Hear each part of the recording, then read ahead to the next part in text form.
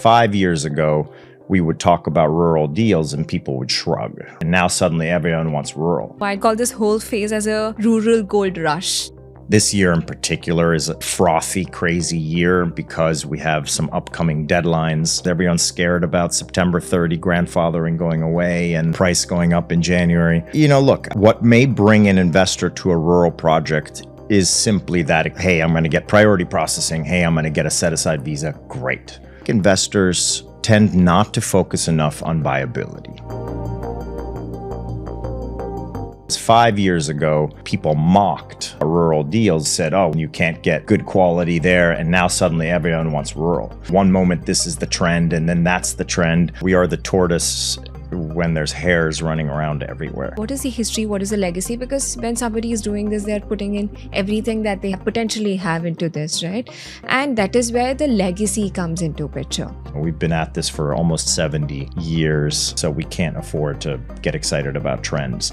If rural becomes unexciting, we're still going to do rural. People need to look beyond just the brochure. Everything starts with resilience. At the end of the day, you got to focus on the safety and the viability, and you can find that in more than one area. Hello everyone, welcome back to EB5 Decoded by Quantum Global. I'm Rashika Daga. Today's episode is a little different from the usual. Most EB5 conversation starts with the pitch, the project, the timeline, the visa category. Today, I want to start with a question that I don't think enough investors actually ask. Who built this? And why did they build it here? Because over the last few years, rural EB5 has gone from a quiet corner of the market to the loudest conversation in the room. And when a category suddenly becomes attractive, you see two kinds of players show up. The ones who pivoted to the numbers because it made sense, and the ones who were already there long before any investor was watching. Pine State Regional Center falls in the second category. And today, I want to understand what that actually means in practice, not as a tagline, but operationally. So joining me today is Sebastian Stubbe, CEO of Pine State Regional Center. Sebastian, welcome. It's a pleasure to be here. I genuinely want to firstly thank you for your time here. And I think what you're going to add value with respect to sharing why Pine State and what it did is going to add a lot of value for the investors, because what happens on the investor side is also people want to understand, or the investors want to understand what the project is, but not really the history, the legacy behind it. So let's get started with that. Who is Pine State? We are a little bit different than many of the regional centers in the space. We are part of a company that's much older than EB5. ACC Capital, which is our mothership, it's all the same people, but Pine State is the brand for EB5 in particular, has been around since the 1950s. We were founded by the Rockefeller family, by Winthrop Rockefeller, who at the time was governor of Arkansas, and saw a need for an economic development corporation to help uplift the region. And an economic development corporation is essentially like an investment bank with a purpose. And in our case, that purpose for the last, almost 70 years now has been the rejuvenation of the economy of the quote unquote Southern Heartland. We are headquartered in Little Rock, Arkansas, but we are active in the surrounding states as well. And as it relates to EB5, for many years, we were the only group doing things in the rural space. Again, we don't just do EB5, so we often combine different types of financing. We're also active in the new market tax credit space, CDFI lending, SBA lending, etc. But in all of these cases, it's all about the purpose of lifting up the economy and creating jobs in this particular region. Because it's a division of the Arkansas Capital Corporation, right? And also an organization that has been financing jobs much before people even had an idea about rural, right? And while you're trying to serve the underserved communities for over 65 years now, if I'm not wrong. So this is not a marketing line. This is something wherein the track record proves in itself. So if you could just throw some light as to why and how? Well, listen, I think, again, we have a purpose, and that was set forth in our charter. But I want to be very clear. We don't just do this altruistically or charitably. We are looking to create real value, real profit, and obviously create meaningful impact in terms of job creation. The areas where we end up investing, the ability to have an impact is significant. So I know we're going to get into some of the projects that we have worked on, but some of the areas where we are investing, the median income will be, perhaps in the 20,000 area. And then a few years later, after some of these projects have been built, people are getting paid, 5, 6, 7 times that, right? There's a ripple effect that is profound. And EB5 was started with that in mind, right? It was really meant to have an impact. And as people in Congress are grappling with whether or not this program is worthwhile, our projects are often used as kind of the case studies of what this really can be when it's done right. But to be very clear, we want to make money, right? And we want to make money to be able to then reintroduce that money into the market and do more, right? So we recycle those profits. And so I know you're going to presumably ask me at some point about the misnomers in the EB5 space, so I'll leave it to later. But the primary misnomer has been that you cannot make money in rural areas, or that these projects are lower quality. And that's ultimately total hogwash. You can find unbelievably profitable prospects in these areas. But why Arkansas specifically? Well, that's where it started. We now have an EB5 footprint that covers 13 states. Our focus is rural, but there are many states that have rural areas. And our secondary focus is manufacturing. And obviously, if you're building large-scale, high-grade manufacturing, you typically need a lot of open space, right? You're not going to be doing that in urban areas. Our projects... Pine State tends to focus on much larger projects than you will typically see in EB5. Our projects are almost always $1 billion plus. The sites are 2,000, acres, 2,500 acres, and so forth. You need available, cheap energy. You need good transportation nexuses to transport the materials and so forth. So that's why we're doing it in those types of areas. It started in Little Rock, Arkansas, but again, it's moving all around the southeast of the United States at this point. Okay. So, and for someone who's watching this, who might be looking at 3 to 4 rural projects right now, what does it actually mean operationally, right? To understand the rural development versus just having a rural project? Rural has become popular because of the RIA, obviously. A rural investment today provides priority processing for the EB5 applicant and a certain amount of set-aside visas. Now, we can have a separate discussion about when retrogression may hit rural and so forth. But in our case, our projects are usually both rural and high unemployment. So depending on the lane that will be the more advantageous, an investor has that choice. But, I think rural has been popular just because of that and not because of the underlying viability of the projects. And I think investors do need to look beyond simply the tagline of, is it rural, is it not rural? There are some things that make more sense in a rural area than other things. And I think, assuming you are an investor or an advisor or an attorney that focuses on what I think is the most important thing, which is simply safety, right? You're not supposed to make money on this, right? This is something where you're supposed to get your money back safely, and the immigration process is supposed to be safe, right? And so viability matters, and I think I think investors often look at it the wrong way. I think we can get into a little bit more about what makes some of these projects special. Correct. Because I also think that these are genuinely two different things, right? Wherein investors also shouldn't only be understanding that there is a rural project, but actually the development that goes behind it, because it is typically very different and difficult compared to an urban area. So what is the development looking like? Well, obviously, in our case, we have a due diligence department, as that is seeking projects all the time. And as I said before, because we don't just do EB5, we might come across a fantastic project for which another type of financing makes more sense than EB5. But when EB5 makes sense, it's usually, the development itself, we're looking at high-grade manufacturing plants or the ability to build or help finance high-grade manufacturing. To be very clear, assuming it wasn't clear, we are not the developer, right? We are simply the financing partner. But what they're going to be looking for is something that can be transformative, right? Now, we often work very closely with the government, probably more closely than you will typically see in the regional center space. We don't do real estate. Government agencies, whether federal or state level, don't typically get involved in real estate projects.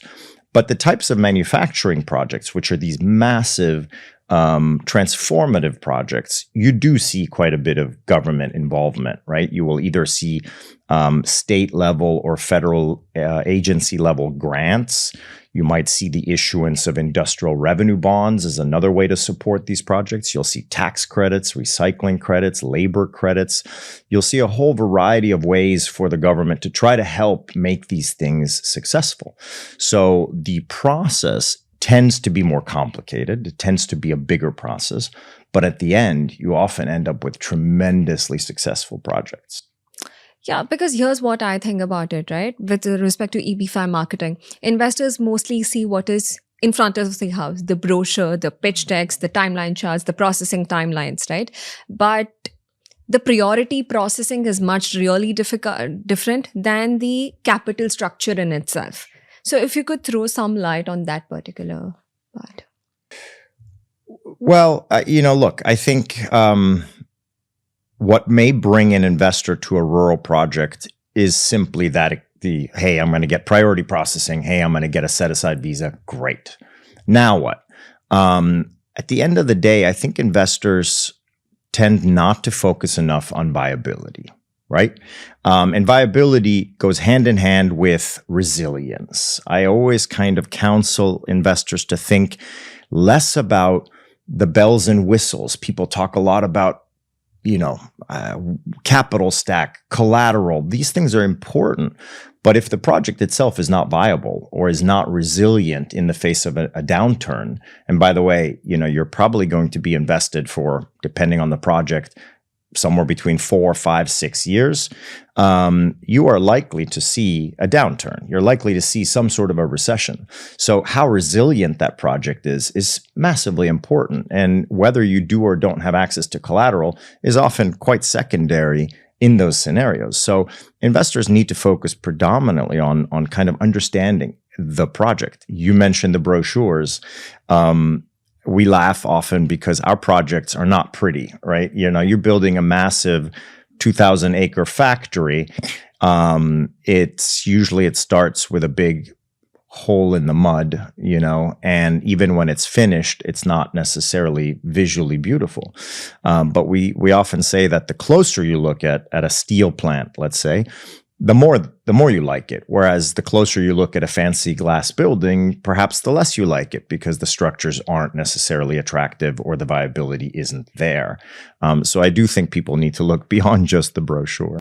Correct. Because let's say, what are the frequency of the reporting, right? Let it be with respect to the accountability, what actually gets escalated on a development level to a regional center. I might be getting too much into the specifics of it because for me, it's more of an opportunity because what we get to do is somebody who's been in the industry for the last 65 years, the legacy honestly tells, because the experience that you come up with is very, very different compared to the newbies. Listen, I think that as a lender, and we are a lender, right? The things we care about the most are obviously who else is involved in that project, right? People often focus on numbers. What's the percentage of equity versus senior versus junior, et cetera? But who's behind those percentages is often more important and perhaps doesn't get as much focus. If we can, and we have been very fortunate in the last 10 years to work with really tremendous institutional investors on the equity side, the groups that are backstopping these investments, who are long-term industrial strategic thinkers. They're not venture investors. They're not short-term kind of flippers. They're not portfolio philosophy investors. One thing that I often counsel people to think about is, when you're focused on, how much equity is in there? Very important question. But who it's from is arguably more important, right? Because if you have a whole lot of equity, but that comes from, let's say, a venture fund or a portfolio philosophy group who says, hey, I'm okay losing money here, here, and here, as long as I have a home run over here. That's a different approach. You would be much better served sitting in front of an investor who is not trying to hit home runs, but in return is so risk averse and completely does not accept the idea of money loss at any point, right? In other words, a less exciting, but much more conservative, risk-averse, long-term industrial investor is a much better partner to have sitting behind you in the capital stack as a lender. So one example. Right. So, and I also want to ask you something that many people will not, right? Like, what are the red flags that you make your team walk away from a deal? Oh, well, gosh, there's many red flags. Deal structure, of course. Like I said, who else is involved? What's the quality of the investors? But at the end of the day, we are focused almost entirely on industrial investing, right? So there needs to be a need for the product. We need to understand the market, right? We need to understand what is the demand profile for this product, right? Is it attractive? Are you just another also ran going into a pretty crowded market?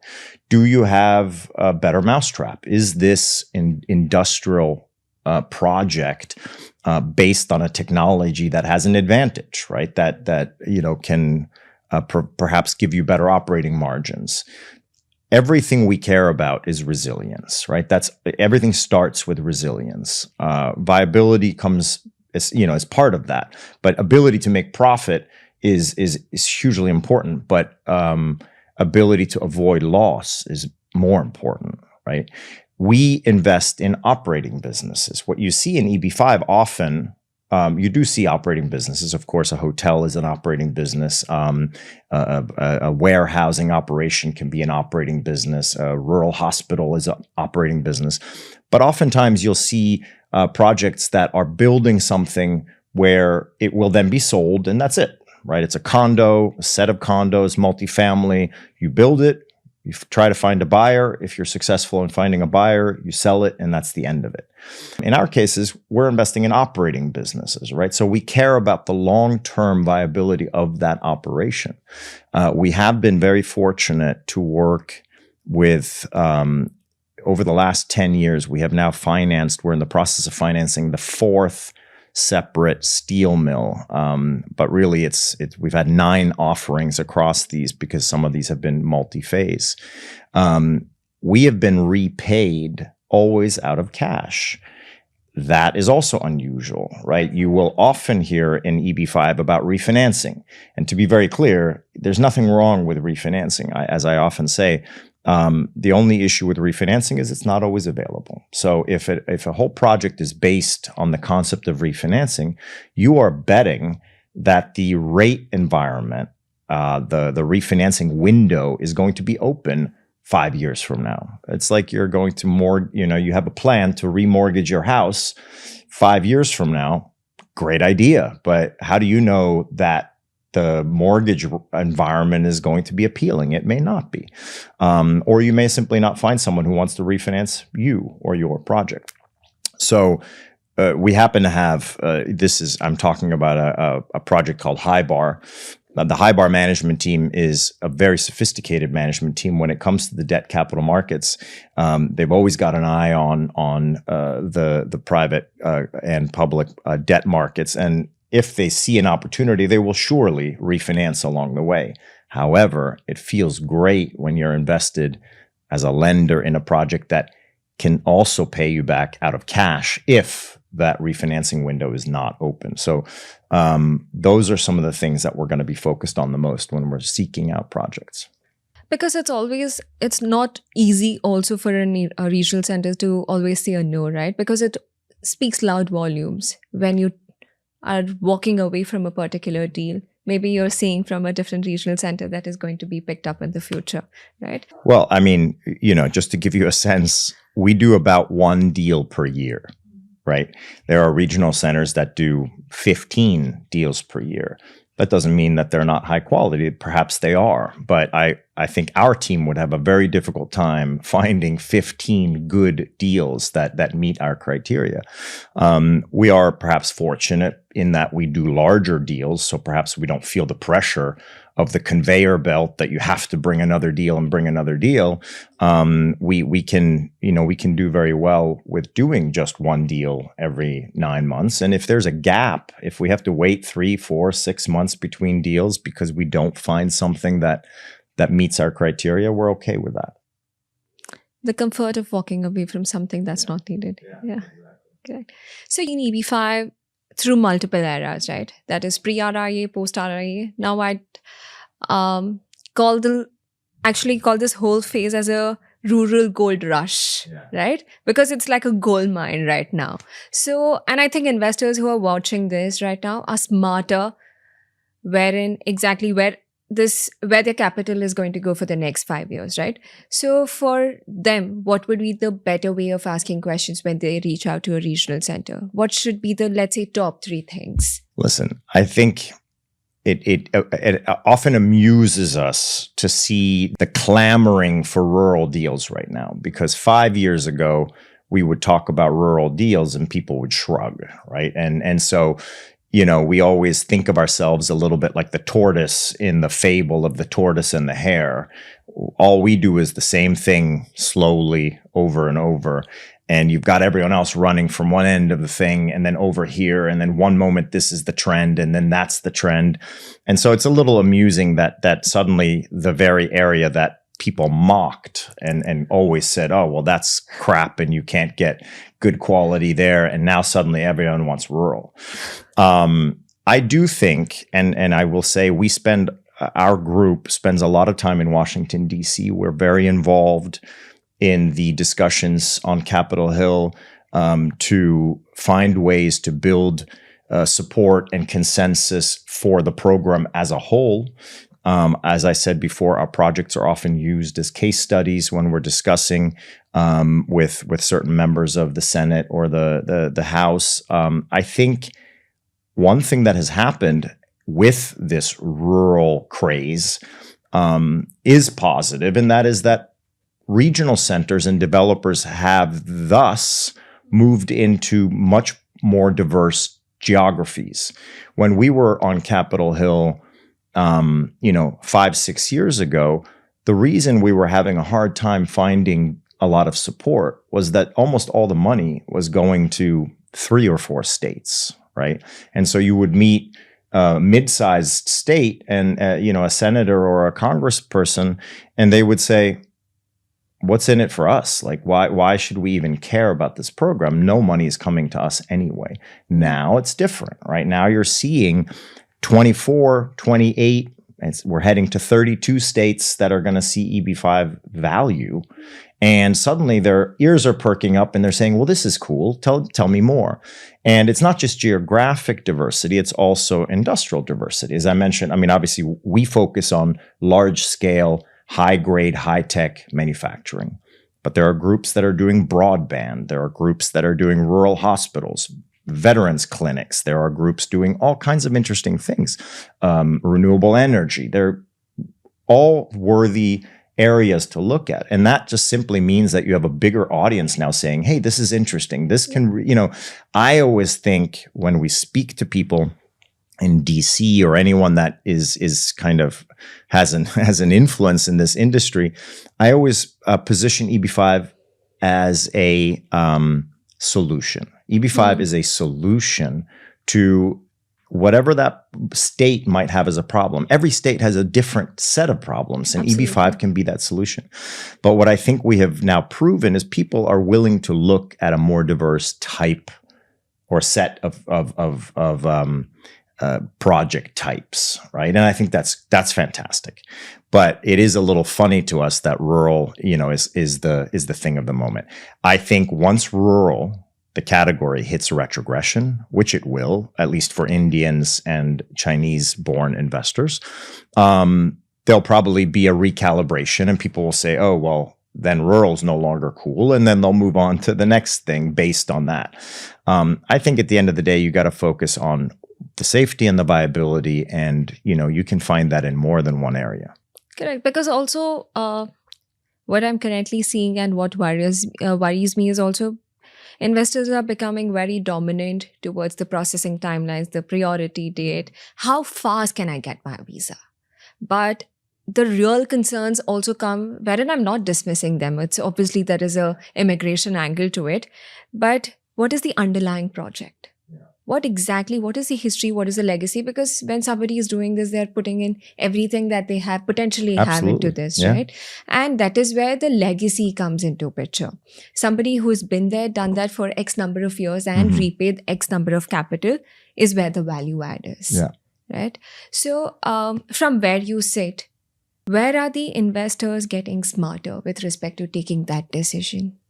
Well, again, I think some of this may be driven by good advisors, such as yourself. It may be driven by attorneys. It may be driven by the fact that there's more access, digital access to resources.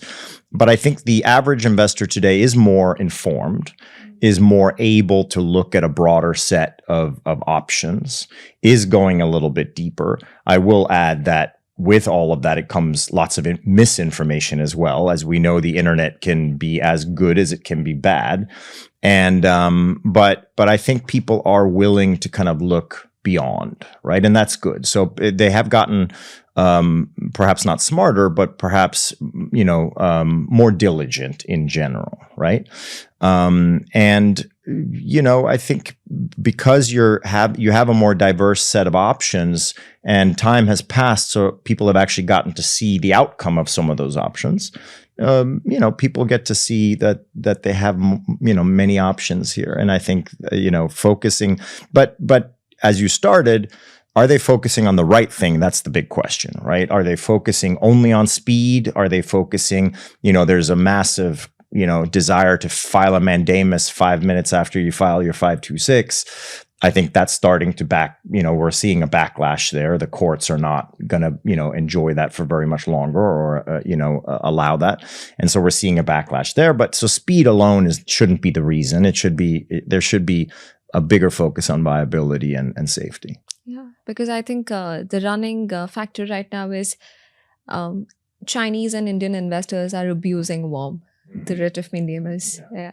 So, but practically speaking, how should families be balancing the immigration timeline conversations with the fundamentals of it, right? Because I think a lot of families who are being sold on speed, what they actually need to evaluate is basically the execution. And how can they do both at once? Yeah. I mean, look, there's lots of factors here. It also depends on your family dynamic. Is there an age out situation within your family? Or are you a student that's young and you have the ability to do AOS? Perhaps you don't care how long the green card takes. And there you have the ability to look at, a different type of project that perhaps isn't quite as fast, but offers you something else that you like. I think that, at the end of the day, that's where advisors come in handy, because it's not as simple as it looks on the surface, right? Every situation is gonna demand something slightly different. As I said before, we are somewhat fortunate. Ironically, we were the front runner in the rural space, so we are known as the rural guys. But our projects are actually HUA as well, and it will be kind of interesting to see in the next perhaps 6 or 8 months, if we do reach retrogression for one or both of those countries, India and China, and suddenly HUA if we reach it first in rural versus HUA, perhaps HUA suddenly again gets interesting.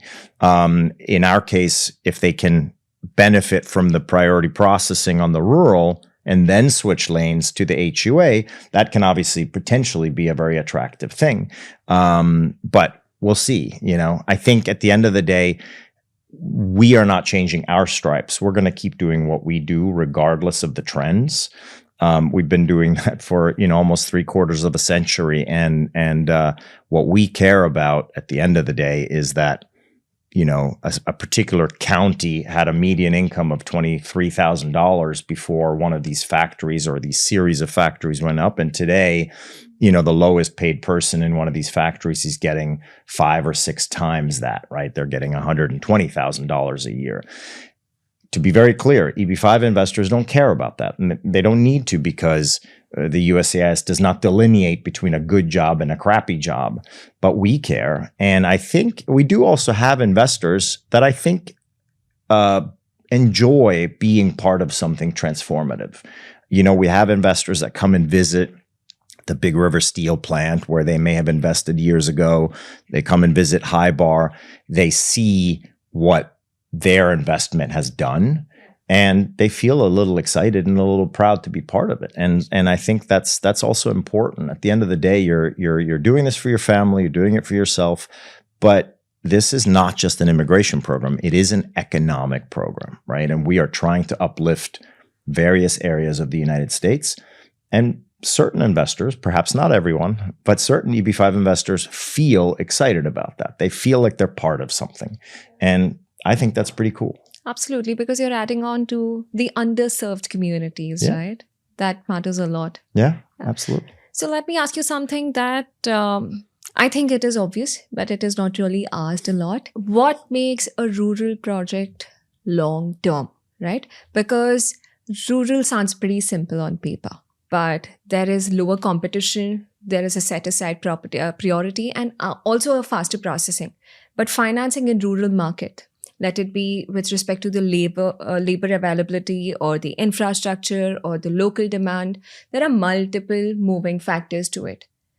How do you manage all of that when there is a rural category coming into picture? Because versus to an HUA, things are more simpler on the operational side. But here it's simpler on the paper. I mean, I think it can be. Everything is case by case. I think you can find HUA projects that are complicated, that have permitting and zoning problems, that have difficulty raising capital as well.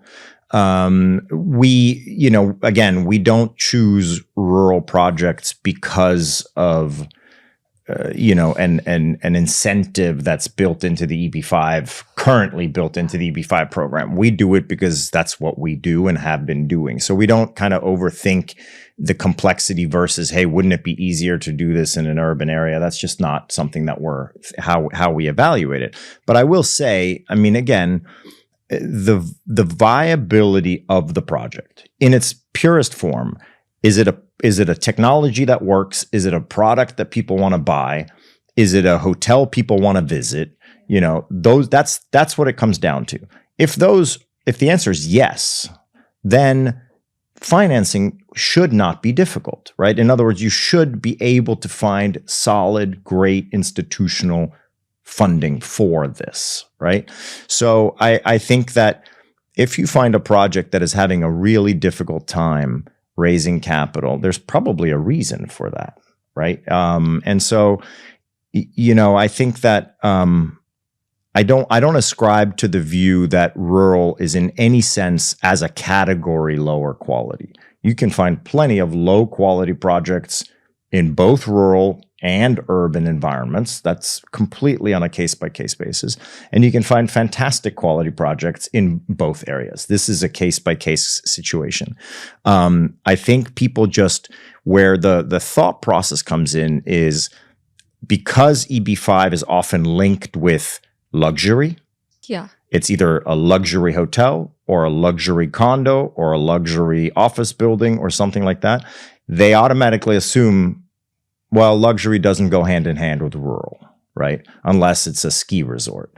But you have to, dislodge that thought process and say, okay, well, forget this whole luxury thing. EB5 doesn't have to be, it could be a rural hospital. It can be a drug treatment clinic. It could be anything that's got nothing to do with luxury. And that may very well work, right? A broadband operation. One of our esteemed colleagues and competitors that we respect a lot has been doing a lot of broadband.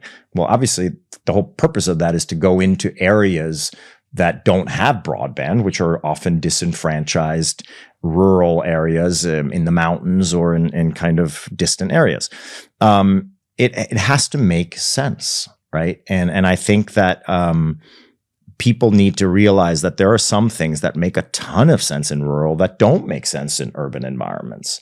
So I simply don't ascribe to the lower quality concept. Listen, if Tesla is going to build a new factory, it's going to be in a rural area.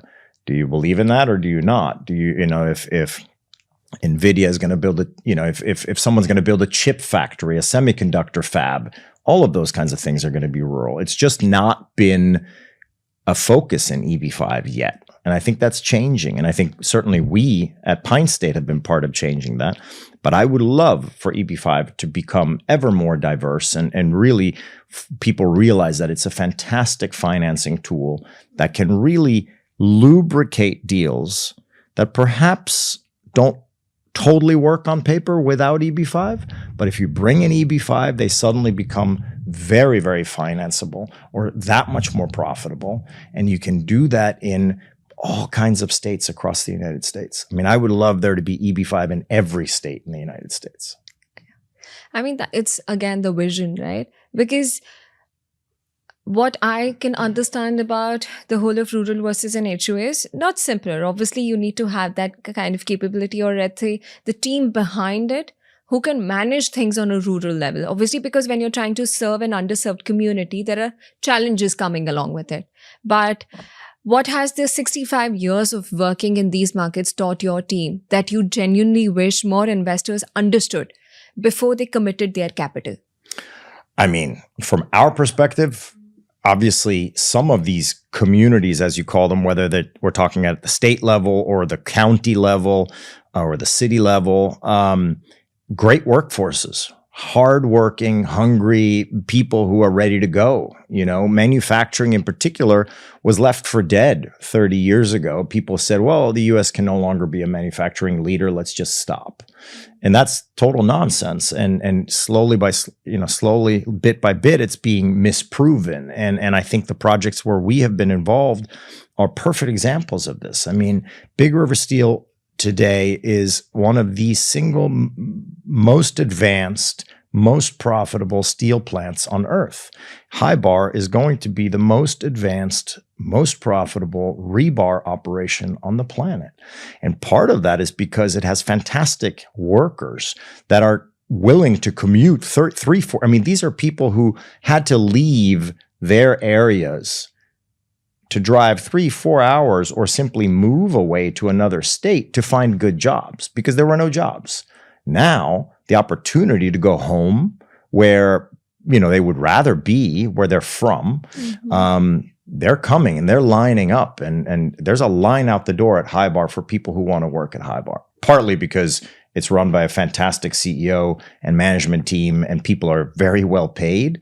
But partly because it gives people an opportunity to go back to these areas where they grew up and where they want to be. Yeah, correct. Because, I mean, you've had a successful Hybar 1, right? Now we're looking at Hybar 2. So what's so different about Hybar 1 and Hybar 2?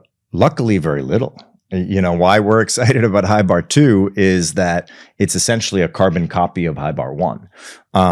The management team and owner group behind Hybar, I think, has discovered that the opportunity is even bigger than they had originally expected. So the number of Hybar plants that they have in mind is growing or has grown. They decided they still had a little bit of room left over on their campus up in the northeast corner of Arkansas, where we helped to finance Hybar 1, which is now a fully operational, profitable, world-class facility. And they're going to squeeze in a second replica, essentially a carbon copy of Hybar 1. So it's a simpler project because we don't have to repeat some of the things. There's a whole set of transportation infrastructure that we financed called Hybar Terminals. that doesn't have to be repeated. There is a 700-acre solar farm and electric substation and battery storage facility that doesn't have to be repeated. All we're doing now is building a second electric arc furnace with finishing lines. It's essentially like 2 football fields worth of machines. So it's a big thing. If you look at it from a drone from above, it's really cool. But again, it's simply a cut and paste, or copy and paste, I should say, not cut and paste. And so in that sense, it's actually very, very similar, and we're excited about that. They're simply doubling capacity. So, but is there a type of a rural project or a type of a rural market that you'd actually share or steer investors away from? Even if it looks very attractive on paper. It's like stock picking, right? Do you believe in automotive, or do you believe in semiconductors, or do you believe in this, or do you believe in that? I think obviously the ultimate industry has to make sense. The technology has to make sense. It has to be something that's not already obsolete or about to be obsolete, right? You don't want to chase a unicorn, but I think, a generic example would be, well, if you're going to build a luxury hotel, obviously you want to build it somewhere where people want to go, right? You're not going to build it on the side of the road in Northeast Arkansas. That's not going to work. That's where you build a steel plant. And so, yes, in that sense, there are certain things that it has to be viable. But if you're building these large scale manufacturing facilities, you need to do it where there's really cheap energy, great transportation. Hybar is located right on the Mississippi River, great train and highway connections. It's kind of a perfect nexus. And Arkansas is very centrally located, so it's ideal for that. But I would not build a luxury hotel there. Yeah, it makes sense, right? So I want to also talk about the part about EB5 that nobody puts it on the first page of the brochure, right? Because it's not even on the pitch deck, right? It's redeployment, right? Because what happens when investors hear about this is the word in itself. The room gets from a quiet room to a very complicated, messy one, right? And quickly, I think the part of the reason is because we do not market it really well in the industry. We don't talk about it much enough. You can correct me there if I'm wrong, right? And because I think we can do a better job in telling it outright, saying this is what it is, and it is plain black and white. There is no gray in between. So let's talk about redeployment a little. Redeployment is a very unpleasant concept. Redeployment is currently not an issue because of the RIA and the sustainment period, but it's possible that it comes back in some form. There are, however, pre-RIA investors who are still struggling with redeployment, who are stuck in retrogression, predominantly from mainland China. But the idea of redeployment is simple. The requirement was that you needed to stay invested at risk for as long as your immigration process was still underway. And if that wasn't done, you couldn't get your money back. And if you had chosen a project that was a finite project where it ended and it was going to give you your money back, well, then that money had to be redeployed, right? The problem with redeployment was it was usually a fresh project, i.e. a fresh start with another 5 years, which is kind of unfair. Secondly, it's usually a project that the investor doesn't get a say in terms of choosing it, right? The regional center typically chooses it. And then thirdly, it's a project that's starting from scratch with all the typical risks, right? We have been very lucky in the past of not ever having to redeploy. Regional centers that are dealing mainly with operating businesses have an advantage because not every operating business will agree to this. But in our case, the projects that we have financed, Big River Steel, all the different phases, and Hybar, the different phases, they're willing to simply hold on to the money. In other words, a large-scale industrial business, frankly, any American business at the end of the day is going to like cheap debt, right? Even once you're profitable, even once you're up and running and you're profitable, companies like cheap debt. You can see some of the biggest Fortune 500, Fortune 50 companies that are massively profitable. They still have debt, right? The same way wealthy people often have a mortgage on their home, even though they could afford to pay it off. So if you can offer to that company, hey, we're going to let you hold on to that cheap capital for even longer, they're going to say, great.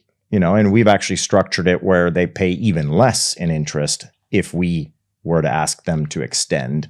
So long story short, we have been able to avoid redeployment by simply asking the original borrower to hold on to that money, essentially for as long as it takes. And in that scenario, the investor has three benefits. One, it's the project they're already familiar with, right?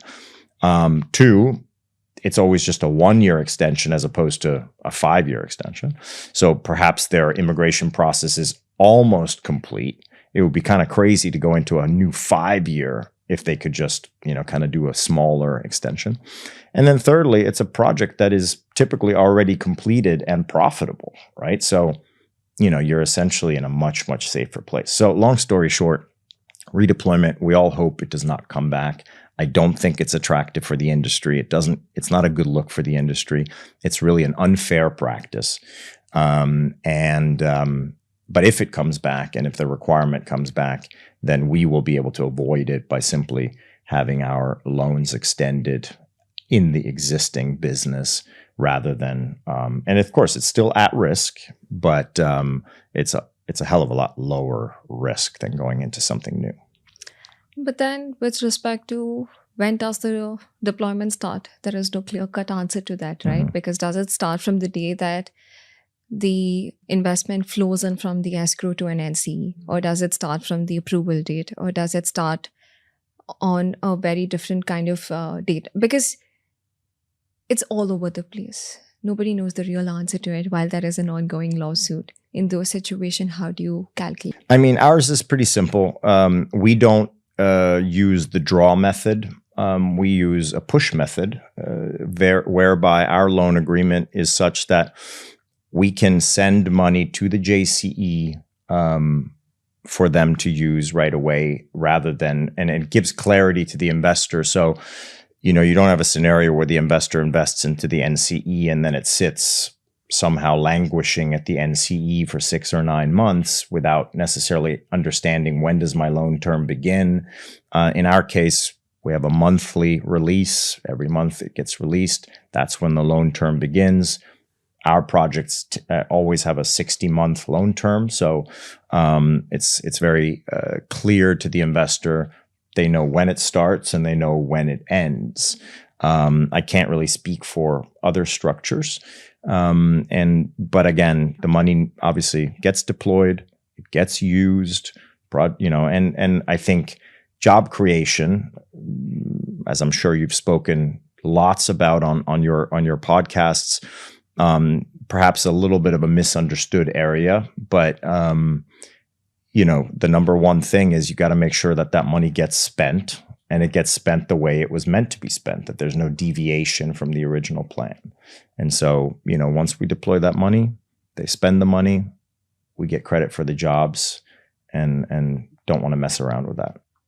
True. But honestly, do you think the industry as a whole is being transparent enough about this topic? Because from what I understand, it's the unexplained parts of the EB5 and the investors are the ones who are actually paying for it, and the anxiety is real. Yeah. I mean, again, I can't speak for others. I do think there is some opaque behavior at times and structures that are perhaps not so clear to the investor going in. I think that's, I think if the investor has a good advisor or a good attorney who can kind of highlight some areas where they should perhaps ask more questions, that would be good. But, I think simple is better. Got to go with simple. Don't like these things that are super difficult for the investor to understand. There's usually a reason that, it's purposely opaque. Okay. So I also want to talk about the alignment, right? But the version of the alignment that shows up in every pitch deck is very different because we care about investors is what we hear, right? But everybody has a very different version to it. So where does the real alignment actually show up in structure? let it be with respect to risk or whenever something goes wrong, because it's just human for anything to go wrong because nobody is actually controlling the future. So in that case. Well, as a starting point, if you have a regional center that is not also the developer, I think there's probably intuitively more alignment. When the regional center is the developer, there's the possibility of conflicts of interest. Obviously, the developer is trying to, make as much money as they can.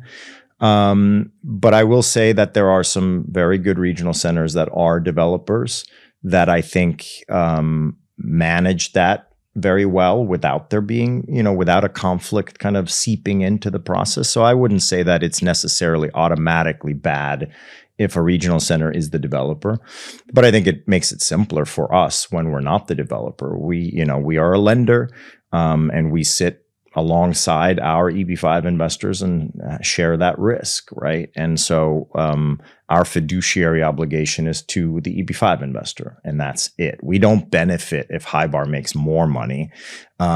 We just care about the downside. We want to make sure that our downside is protected and that we can properly get paid back. So in that sense, we don't have a weird alignment or a misalignment in any way.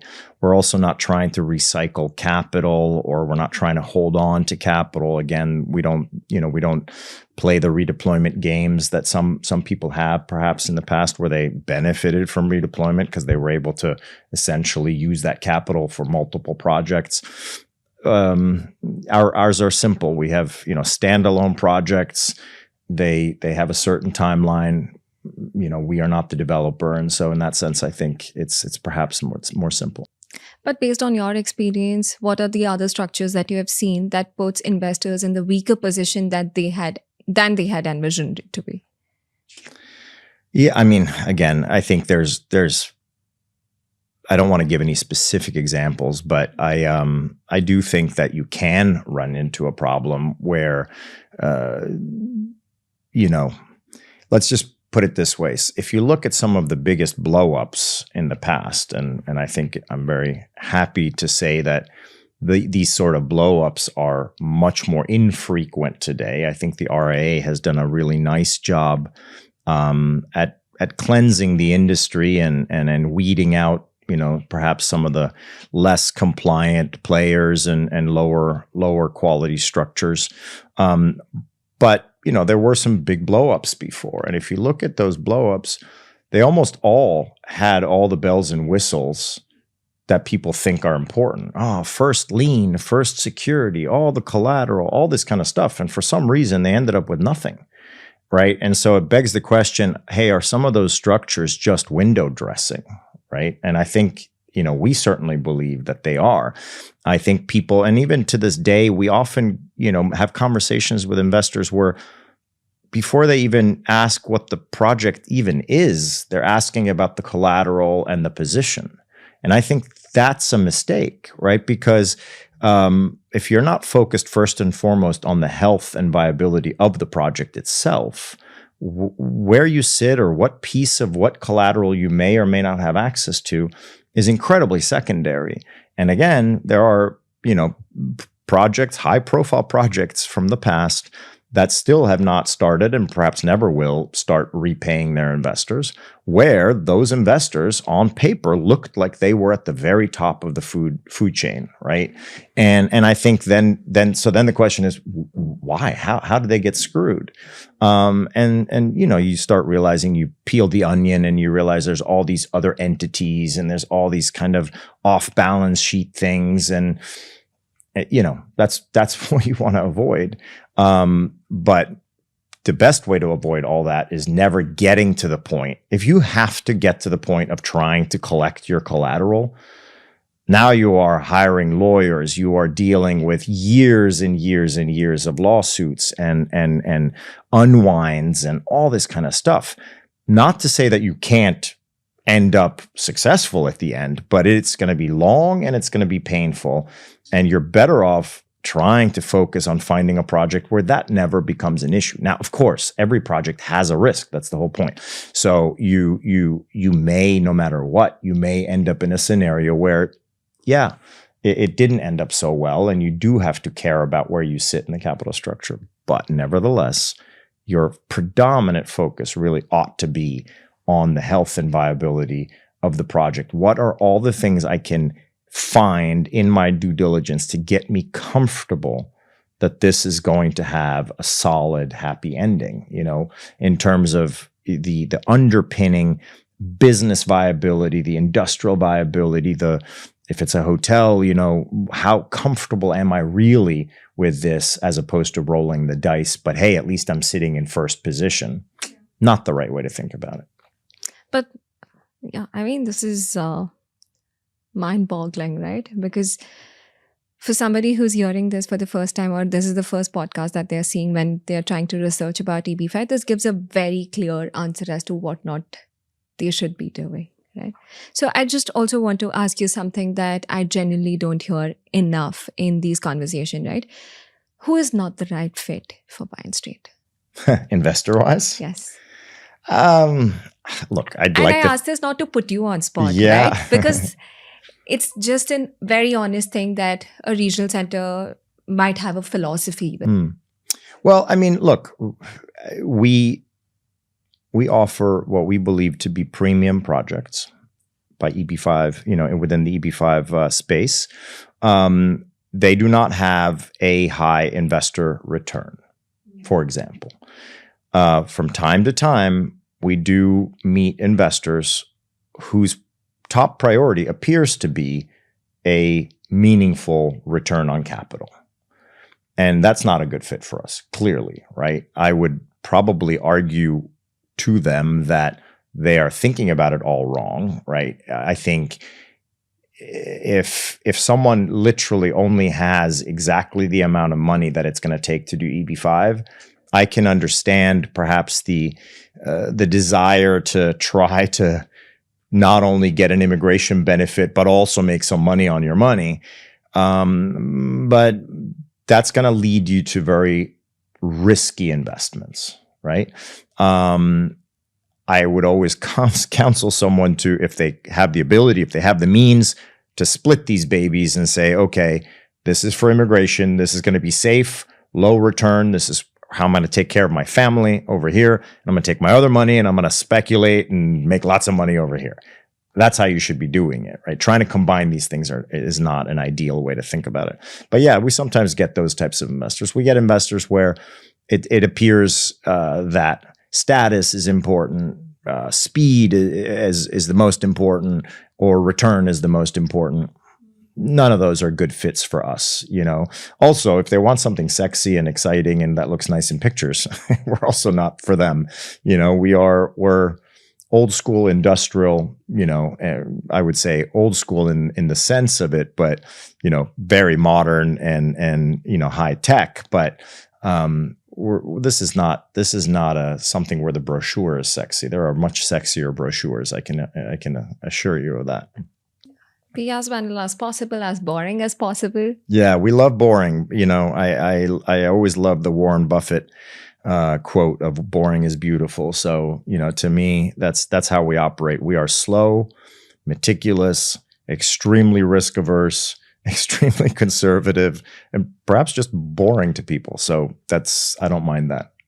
It's a good fit. Yeah. So for families who are still very early in the EB5 journey and maybe watching this as their first podcast, right?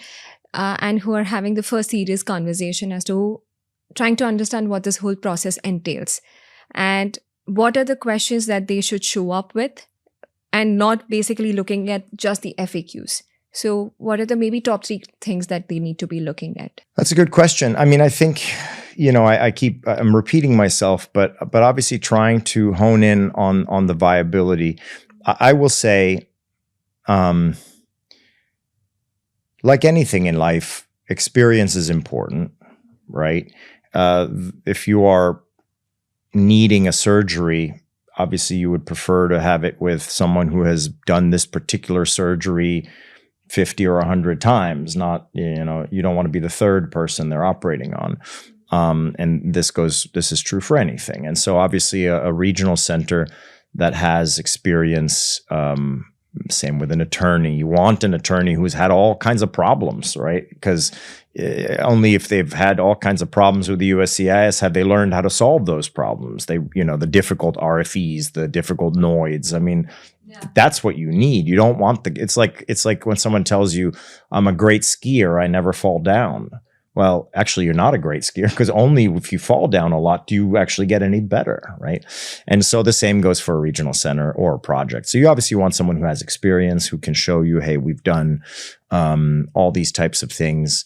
But I think honing in on viability is the single most important thing to really understand. Because look, in EB5, you effectively have 3 risks, right?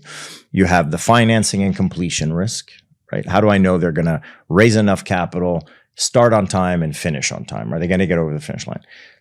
How do I know there's going to be enough jobs at the end, right? Did the economists do a bad job on, projecting, or did they just, not ultimately spend the money in the right way? What can go wrong there?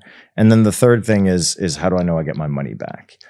Really, it's that third thing that should be taking all your effort and energy, right? Because those first 2 things, ideally, you can find a project that's taken care of.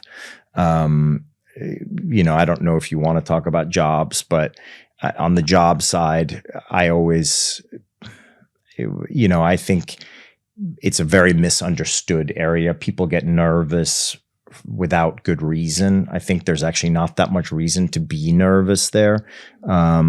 There's really only 3 ways that the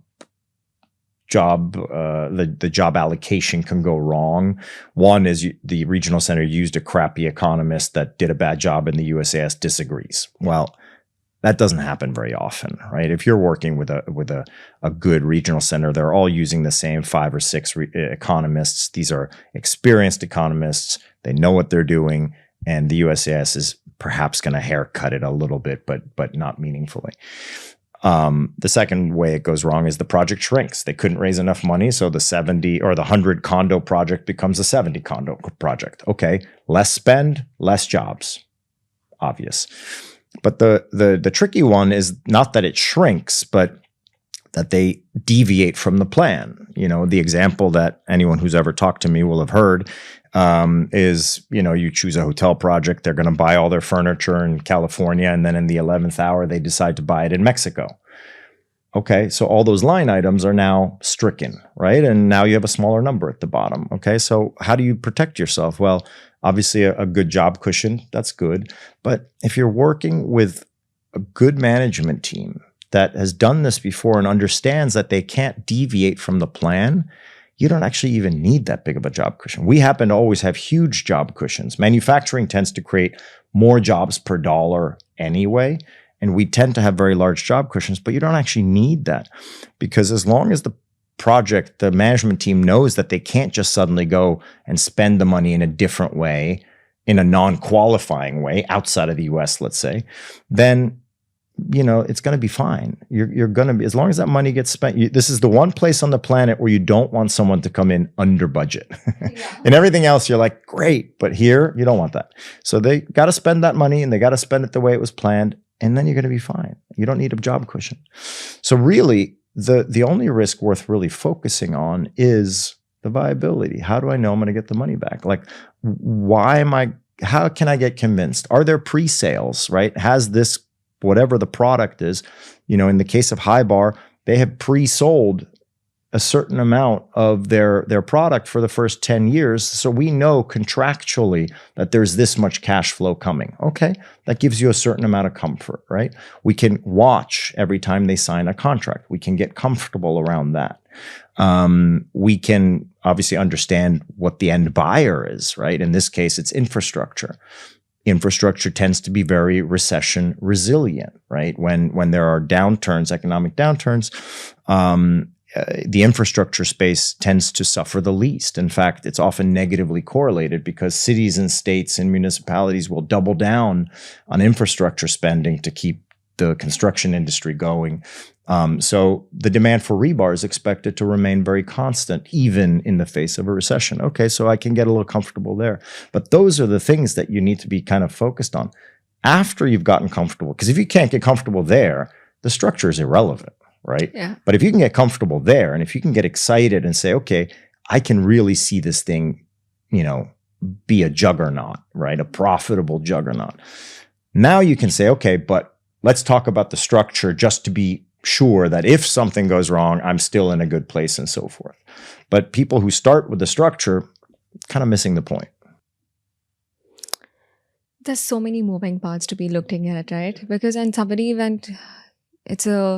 firstly, because there are two kinds of risk that you're looking at. One is the financial risk, the other one is the immigration risk. And for families who've been living there for a longer period of time and who are on H-1Bs and F-1s, it's a very trivial situation. Plus, managing these moving parts, it's overwhelming. But Sebastian, one of the things that I kept... Worth it, by the way. It's worth it. I don't know if you know this, but I'm actually a green card holder myself, right? So I think I'm the only CEO in the regional center world that has a green card. Not through EB-5, by the way. I got it. I was fortunate enough to be under 21 when my father got it, and so I got it automatically. But I've had that green card now for a long time, and it's a wonderful tool. I mean, it's fantastic. It is really, it allows you so much flexibility and so much power to do things. Obviously H-1B holders have a great work permit, but they can't switch companies easily. They can't start their own thing. They can't take time off if they want to go back to school. All of these things are tricky. The green card, it's super easy, right? And I think the green card program is obviously we know that there are people in the United States that would like to limit immigration. I am not in that camp. I think a program like the green card makes people want to do things in the US and help the economy and build things and build their dreams. Anyway, bottom line is, anyone that asks me, I'm not just doing this because it's a job. I have a green card. I get it. And it's an awesome product. It's the personal experience also, because you're a globetrotter yourself, because you've spent time in Dubai and multiple other places wherein you've been there, done that, and doing what you are doing today. So also, Sebastian, one thing that I kept coming back while I was preparing for this episode is the difference between the legacy and the trend. Right? So trends in EB5 change faster than, and every month when the bulletin comes in, it changes at a very rapid pace, right? We've all seen that. But the EB5 market in 2020, compared to what it is today, has moved to a different angle. So when legacy is built very slowly, trends are much faster. So how is that a differentiator? Listen, I like I said before, we are the tortoise when there's hares running around everywhere. This year in particular is a frothy, crazy year because we have some upcoming deadlines, and that tends to freak people out. It tends to mean there's tons of demand. That means that there's new entrants thinking, hey, this is easy money. So you have a lot of movement. You have a lot of, regional centers that just kind of got their designation yesterday and are kind of quickly cobbling together some projects just to kind of get access to some of this quick money, because money's being thrown around because everyone's scared about September 30 grandfathering going away and the price going up in January. That's normal, right? Frothy things happen before a deadline of any sort.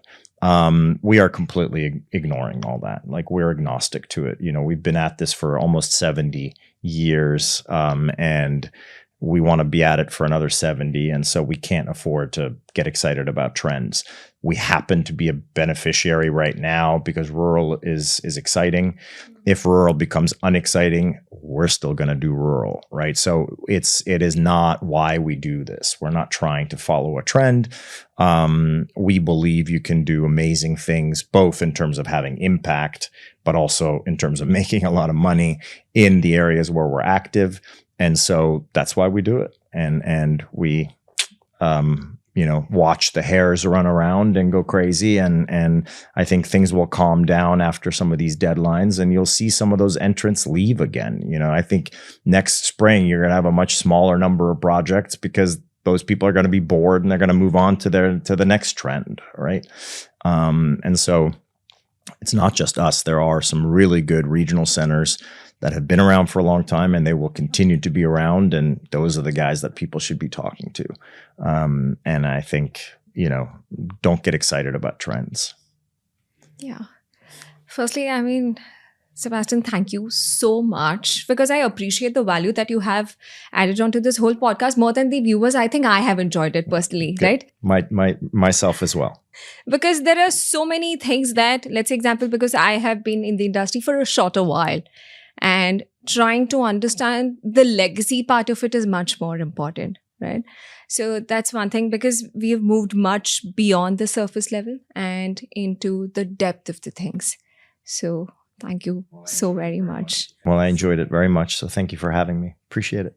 What I appreciate most in this conversation was the willingness to go past the surface level. We talked about redeployment, about who isn't the right fit, about what real alignment looks like. And those are the conversations the investors need to be having, but often don't. There's a lot of urgency in EB5 right now, a lot of noise, and some of that urgency is real. Timelines matter. Categories matter. Capital strategy matters. But what this conversation reminded me is that behind every project are real communities, real execution teams, and real families making some of the biggest decisions of their lives. The question isn't just which project, it's who built it, why they built it, and whether their track record actually matches to what's on the pitch deck. To everyone watching, I hope this gave you a framework, not just information, because the best investment decision you'll ever make in EB5 probably starts with asking the right questions. If this conversation resonated with you, share it with someone who's in the middle of the EB5 journey. And if you'd like to speak with us directly at Quantum Global, the link is in the description. We're genuinely happy to help you think through this without the sales pressure. Thank you for watching the EB5 Decoded episode.